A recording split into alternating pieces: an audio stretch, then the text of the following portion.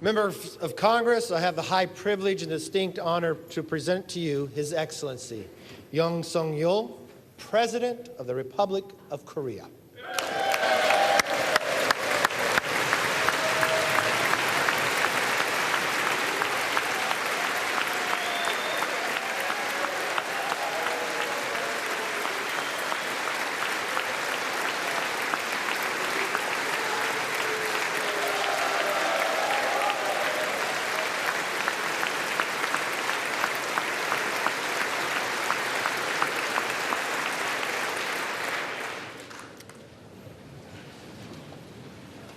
Mr. Speaker, Madam Vice President, honorable members of the United States Congress, distinguished guests, ladies and gentlemen, dear citizens of America, a new nation conceived in liberty and dedicated to the proposition that all men are created equal. I stand before that nation with a conviction of freedom, belief in the alliance, and the resolve to open a new future.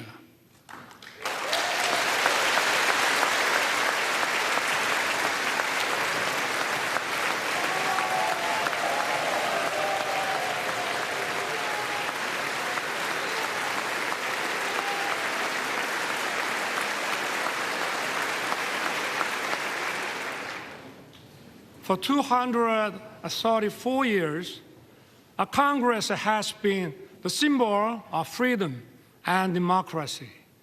This chamber embodies the spirit of Constitution. I'm honored to address the members of Congress and the people of the United States. Thank you, both Democrats and Republicans, for passing the resolution marking the 17th anniversary of the alliance. Your support has dignified my visit. I know that no matter where you sit, you stand with Korea.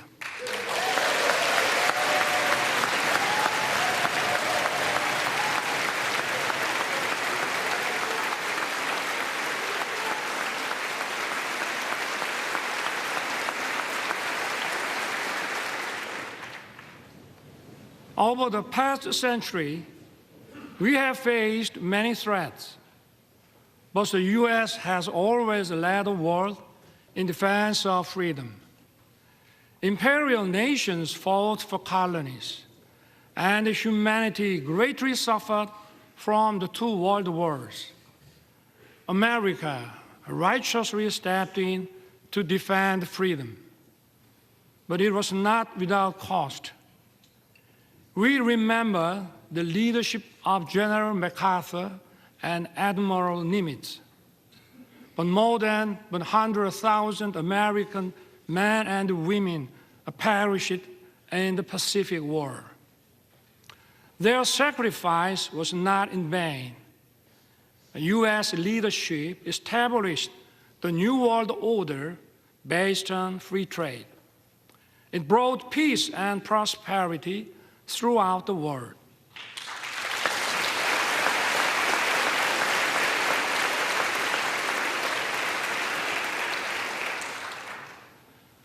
But prosperity was limited to free market economies where communist totalitarian nations did not participate. The world was divided into democratic and communist blocs. In 1950, the Korean Peninsula was on the front line. The Soviet Union helped to rearm North Korea.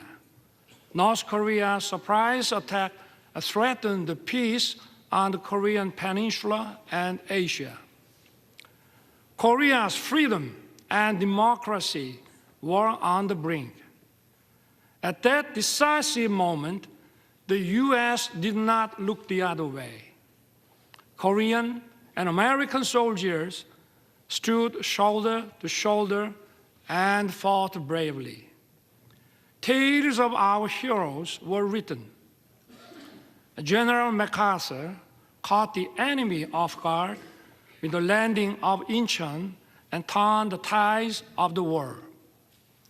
Operation Chromite was one of the greatest decisions ever made in the history of war.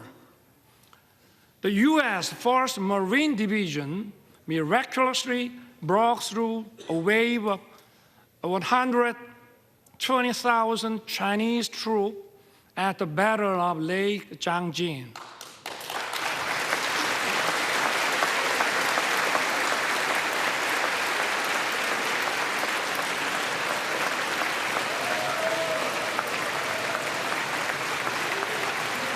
Thank you. Thank you.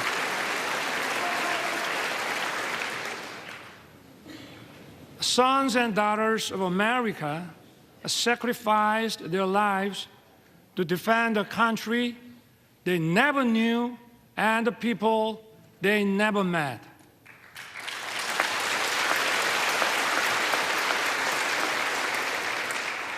In the Battle of Lake Changjin alone, 4,500 American service members lost their lives. Over the course of the war, almost 37,000 U.S. soldiers fell. The late Colonel William Weber fought in the battle for Hill 3 to 4 in Wonju. He lost his right arm and leg. Yet, this American hero dedicated his life to honoring the noble sacrifice made by the Korean War veterans. Today, we are honored to have his granddaughter, Ms. Jane Weber, with us. Ms. Weber, would you stand up, please?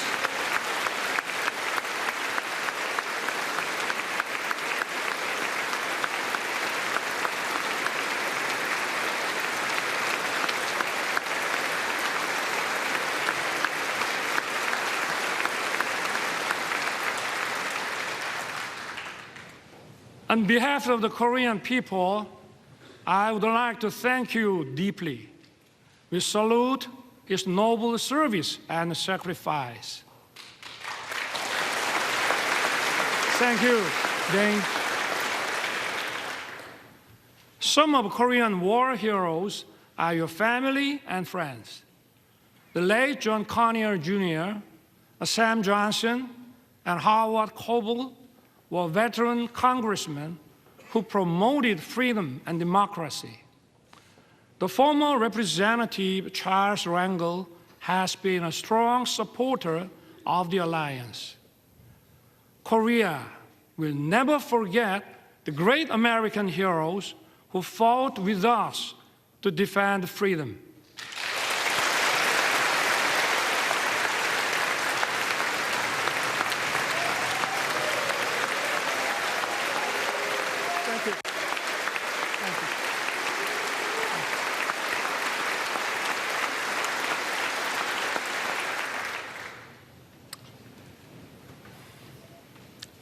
I take this opportunity to pay tribute to all the Korean War veterans and their families.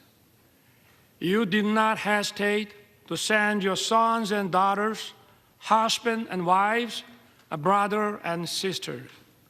You answered the call to defend the freedom of a country across the Pacific. I thank the U.S. and its people for honoring the Korean War as a proud legacy. Thank you also for treating the veterans with honor and respect.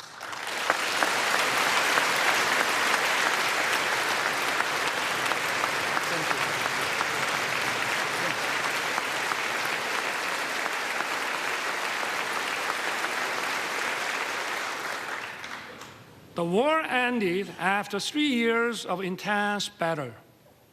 Our two nations signed the Mutual Defense Treaty and opened a new era of the alliance. Ever since, the Korean people rose from the ruins of war to build a thriving nation, and at every step, America has stood together with Korea. We have many reasons to celebrate our platinum anniversary. We had no guarantees of success when it started, but today, our alliance is stronger than ever, more prosperous together, and more connected like no other. Indeed, it has been the linchpin safeguarding our freedom, peace, and prosperity.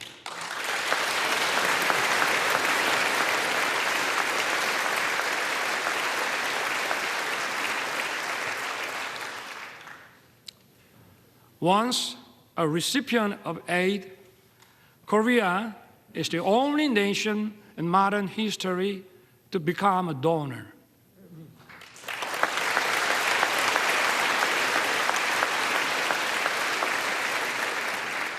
This itself demonstrates the success of our alliance. Let me talk about the history of our alliance. The ties of our cooperation and exchange span over 140 years since the establishment of diplomatic relations in 1882. In the late 19th century, American missionaries helped to widely introduce the values of freedom and solidarity to Korea. These values are the foundations of Korea's constitution. They have made a huge impact on our independence movement and the foundations of Korea. Horace Underwood, Hallie Appenzeller, Mary Scranton, and Rosetta Hall are some of the missionaries who set foot in Korea at the end of the 19th century. They built schools and hospitals. They promoted education of women. Their efforts laid the foundations for many Korean women to advance into society as educators, journalists, and doctors. In the early 1960s, the Kennedy administration recommended Professor Lostow's model for economic growth. President Park Chung-hee wisely embraced the idea and pushed economic development forward. It laid the foundation for Korea to become an industrialized country. Known as a miracle on the Han River, Korea's economic growth rate was unrivaled. Korea was one of the least developed countries after the war. Its annual income was just $67 per capita. Now, its economy ranks 10th in the world.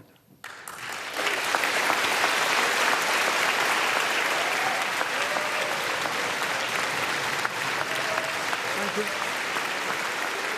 Thank you.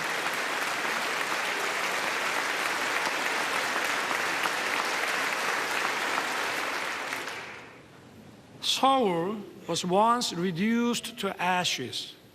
Now, it is one of the world's most vibrant digital cities. Busan was once flooded with war refugees. Now, it is the world's second largest port city in terms of transshipment volume. It is also bidding to host the World Expo 2030. Korea is winning the hearts of global citizens. It is dynamic, freedom is thriving, and democracy is robust.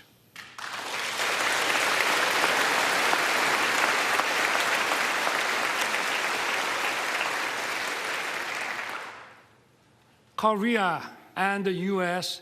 have joined forces to safeguard freedom and democracy throughout the world.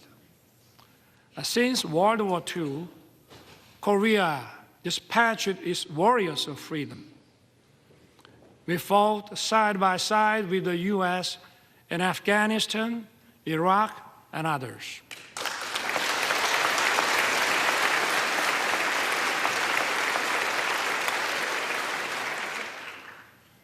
For over 70 years in the history of the alliance, we worked together in military and security sectors. We also expanded our cooperation in the economic field. Our relationship has evolved from one of unilateral assistance to a partnership that is mutually beneficial. The CORUS FTA was approved with the full support of the U.S. Congress in 2011. Since then, our bilateral trade has increased by 68%. Korea's companies' investment in America has tripled. The U.S. companies' investment in Korea has nearly doubled. Korean companies are contributing to vitalize the U.S. economy. They are producing EV batteries, semiconductors, cars, and other products here in America. And more importantly, they are creating decent, well-paying jobs.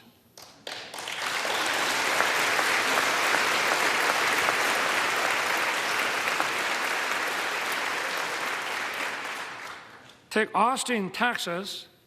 Samsung's semiconductor plant has created nearly 10,000 jobs as of 2020.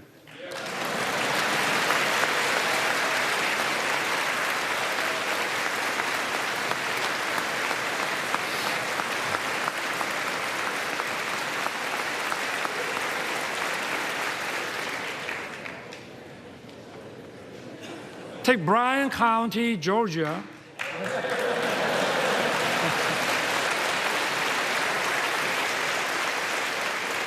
Hyundai's EV and battery plants is expected to be operational by late 2024. It will produce 300,000 electric vehicles every year. It will employ thousands of Americans.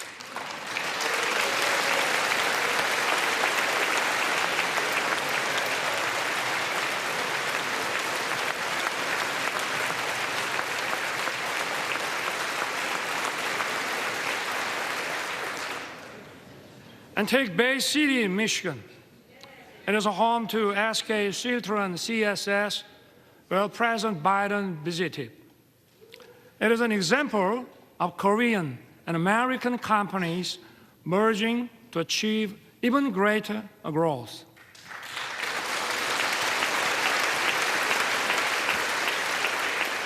I hope to see more economic cooperation in the other parts of America.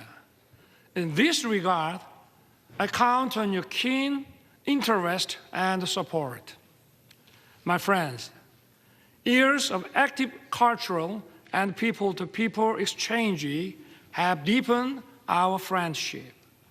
This year also marks the 120th anniversary of Korean immigration to the U.S.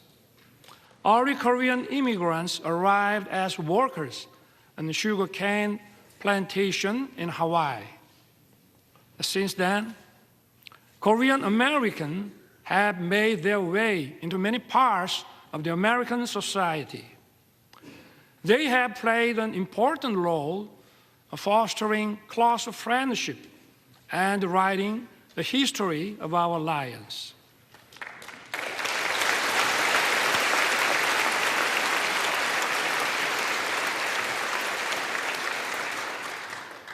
Representatives Young Kim, Andy Kim, Michelle Steele, and Marilyn Strickland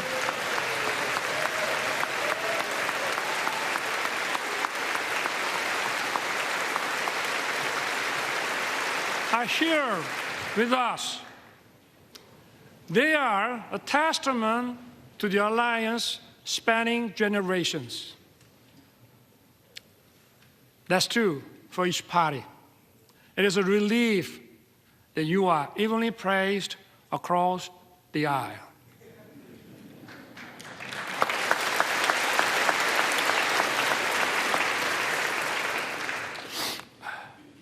Even more, culture is helping to further deepen our understanding and friendship.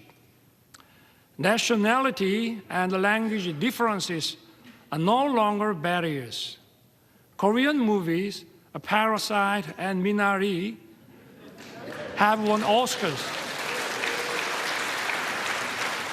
Hallyu film, Top Gun, and The Avengers are loved by Koreans.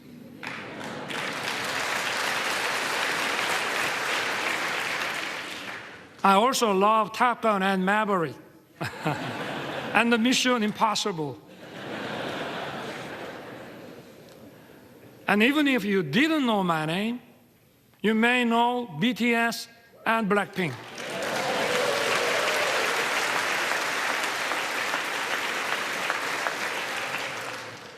BTS beat me to the White House, but I beat them to Capitol Hill.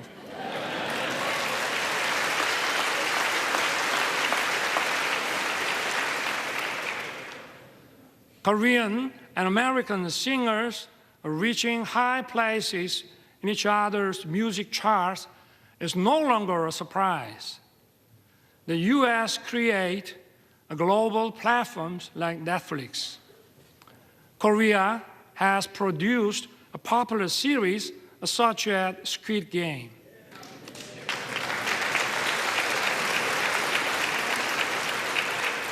We are creating a new pattern of synergy. These cultural exchanges have brought our people closer. According to Chicago Council on Global Affairs, Americans' positive views of Korea have reached the highest level since 1978. And according to a Pew survey last year, Koreans' positive views of the US have reached 89%. It marks the largest increase among all the countries surveyed.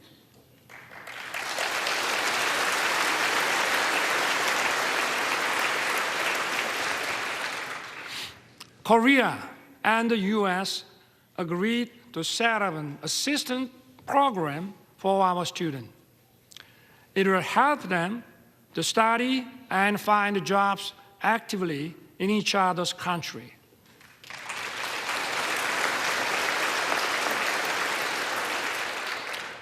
Honorable members of Congress, I have 2 careers in my life. My first job was as a public prosecutor. My second job is serving as the president of my beloved country. As prosecutor, my role model was the late Robert Morgenthau. He was the real-life character of District Attorney Adam Schiff in Law and Order. When I was the Prosecutor General, I printed a book titled Robert Morgenthau, America's Eternal Attorney. I shared it with my junior prosecutors. In the preface, I included the phrase, an attorney who is silent in the face of great evil will not even stop pickpockets in the neighborhood. Today, our democracy is at risk. Democracy is a community's political decision-making system to protect freedom and human rights.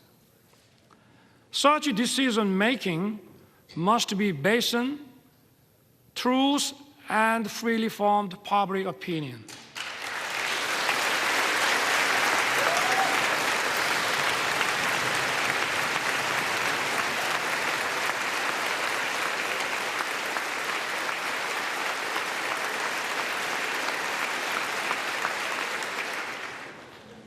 But today, in many parts of the world, false propaganda and disinformation are distorting the truth and the public opinion.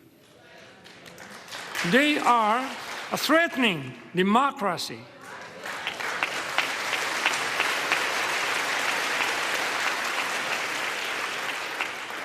The rule of law allows the freedoms of everyone to coexist. It is upheld by parliamentary democracy. False propaganda and disinformation corrupt intellectualism. They threaten democracy and the rule of law.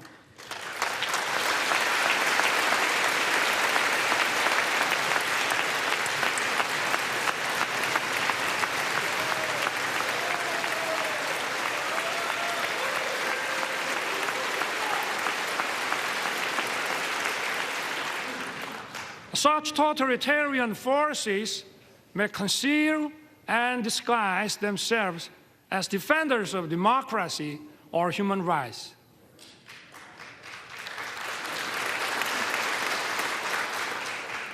But in reality, they deny freedom and democracy. We must not be fooled by such deception and disguises.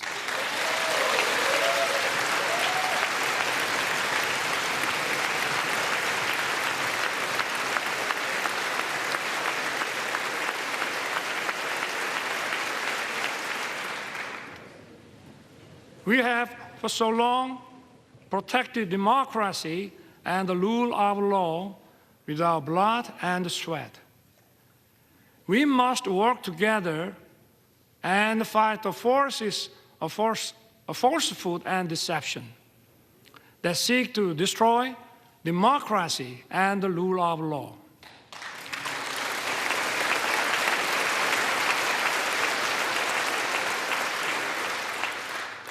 Those who cherish freedom also respect the freedom of others.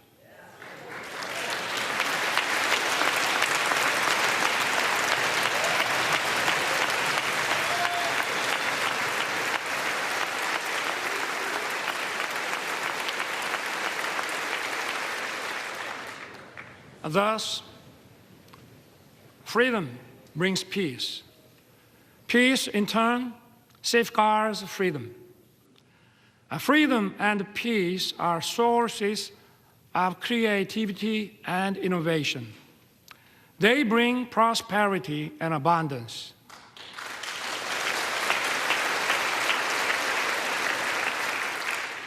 Our alliance was forged 70 years ago to defend Korea's freedom. The alliance has now become a global alliance that safeguards freedom and peace around the world. Korea will fulfill the responsibilities. It will play its part that matches its economic capacity.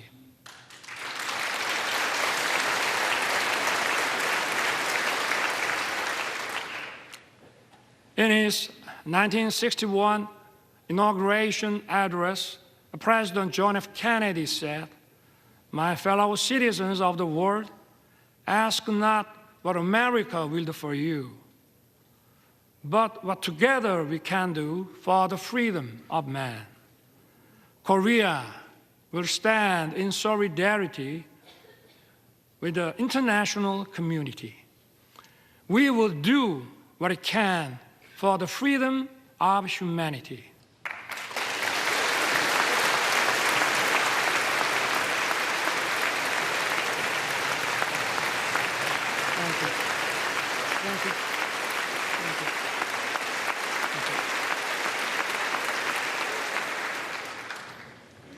Korea, with the U.S., will march towards the future.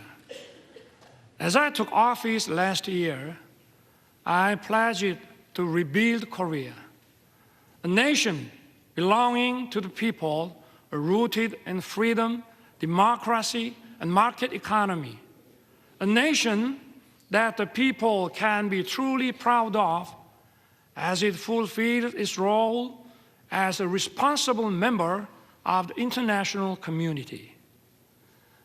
Together with the U.S., Korea will play the role as a compass for freedom. It will safeguard and broaden the freedom of citizens of the world.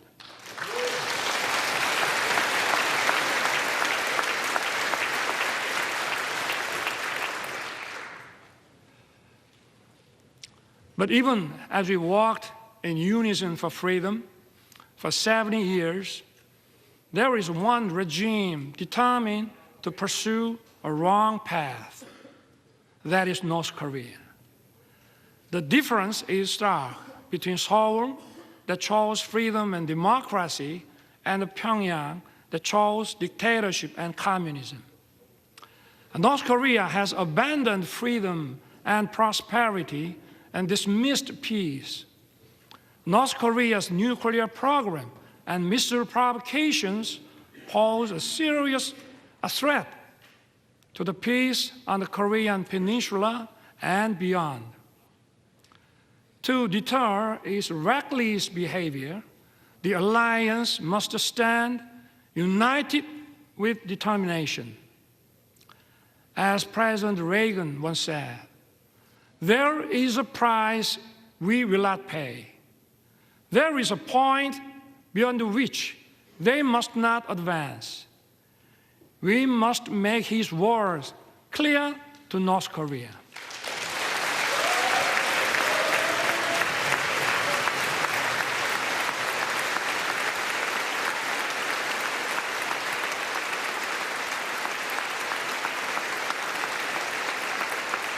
Thank you. Yesterday, President Biden and I agreed to strengthen the U.S. extended deterrence.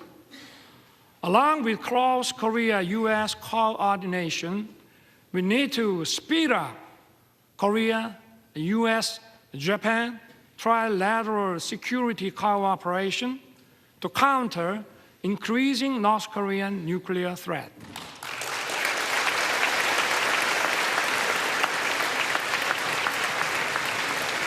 Thank you. Thank you.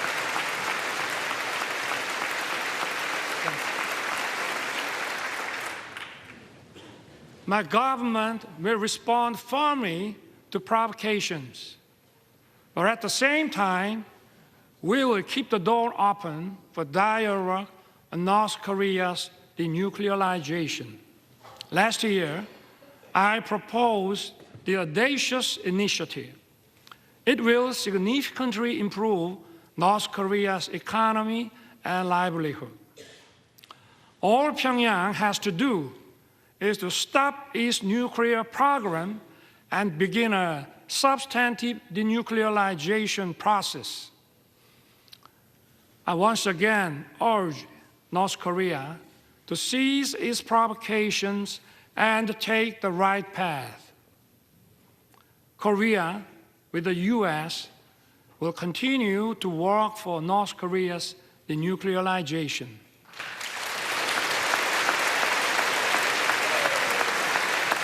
Thank you. Thank you. Thank you.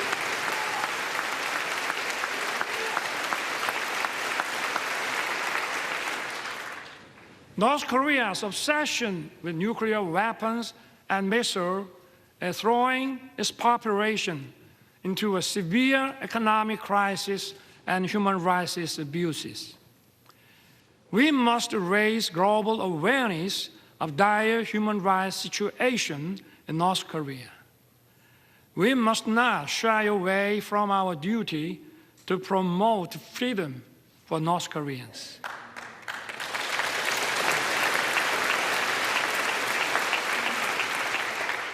Last month, my government published a report on North Korean human rights. We released it to the public for the first time. The report documents a wide range of abuses in North Korea.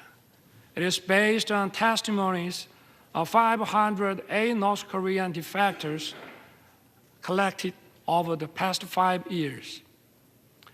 It records many cases of serious violations of international norms, such as the Universal Declaration of Human Rights and other human rights agreements. Unspeakable and horrendous incidents took place. Men and women being shot and killed for violating COVID-19 prevention measures. some being publicly executed for watching and sharing South Korean shows, and people being shot in public for possessing the Bible and having faith. We need to raise awareness. We must inform the world of the gravity of North Korea's human rights violations. I ask for your help in improving North Korea's green condition.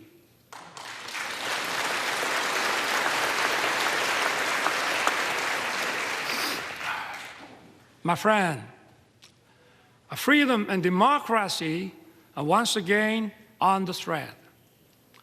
The war against Ukraine is a violation of international law.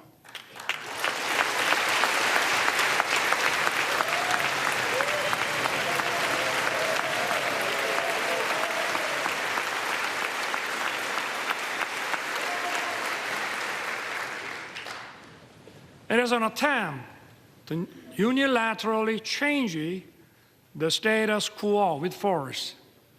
Korea strongly condemns the unprovoked armed attack against Ukraine.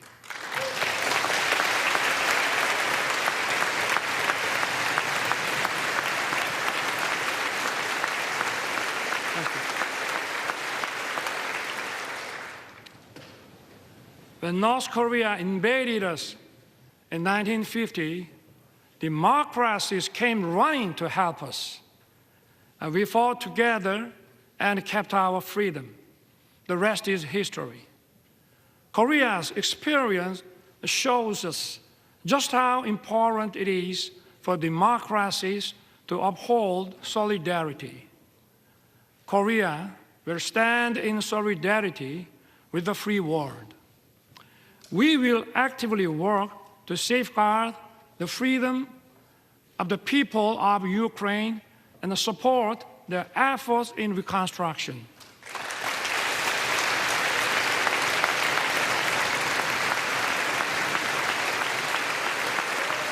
Thank you.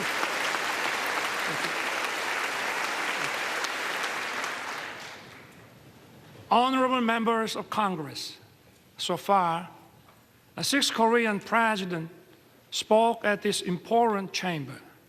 The first Korean president, Dr. Lee Sung-man, delivered his speech in 1954. After 35 years, in 1989, President Roh Tae-woo, standing at this podium, said the following: "The nations of the Pacific have made open society and market economy and the engine that drive the fastest growing region in the world.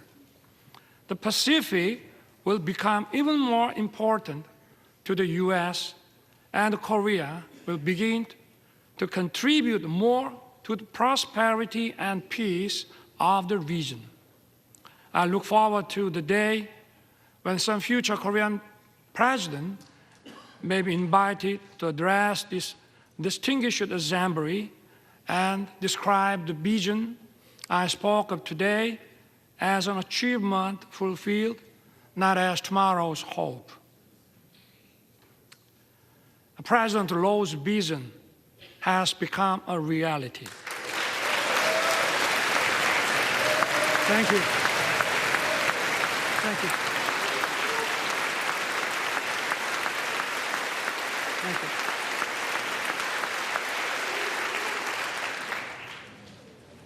We are currently living in the Indo-Pacific era. This region is home to 65% of the global population and 62% of the world GDP. It accounts for half of global maritime transportation. Last year, Korea announced its first comprehensive Indo-Pacific strategy. Korea is committed to fostering a free, a peaceful, and prosperous Indo-Pacific based on inclusiveness, trust, and reciprocity. We will strengthen the rule-based order in the Indo-Pacific. We will take comprehensive and multi-layered approach in expanding cooperation with key partners.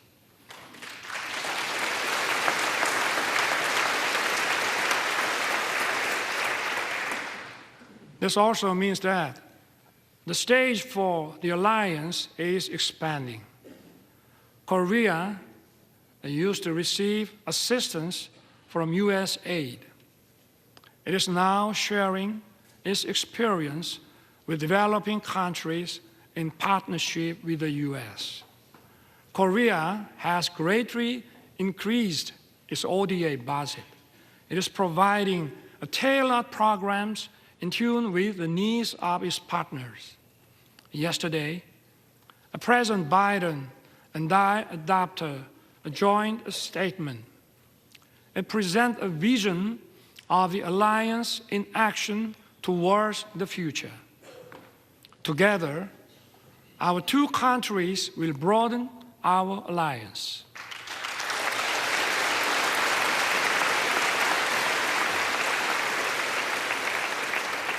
Together, we will lead in innovation beyond the security and foreign policy. We will work closely on artificial intelligence, quantum technology, bioscience, and open RAN.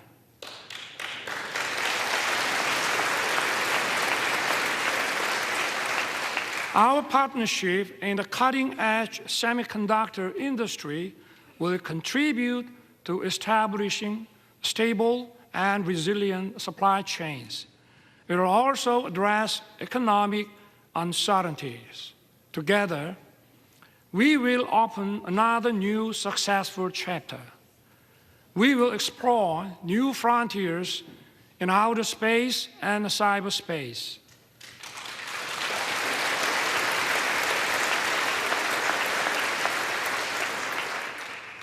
Korea and the U.S. are the world's top technological powers leading innovation and creativity. Together, we will create a great synergy.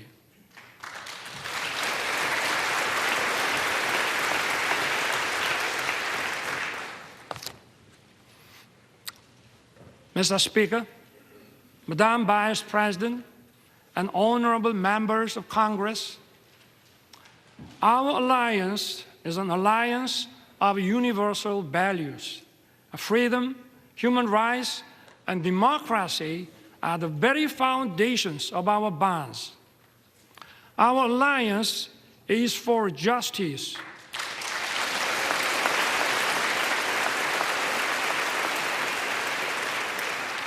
Our alliance is for peace.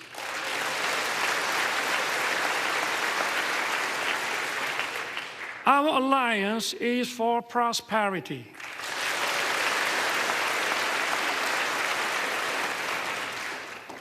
Together, our alliance will continue to move towards the future. We will build the world of tomorrow that opens endless opportunities for our future generations.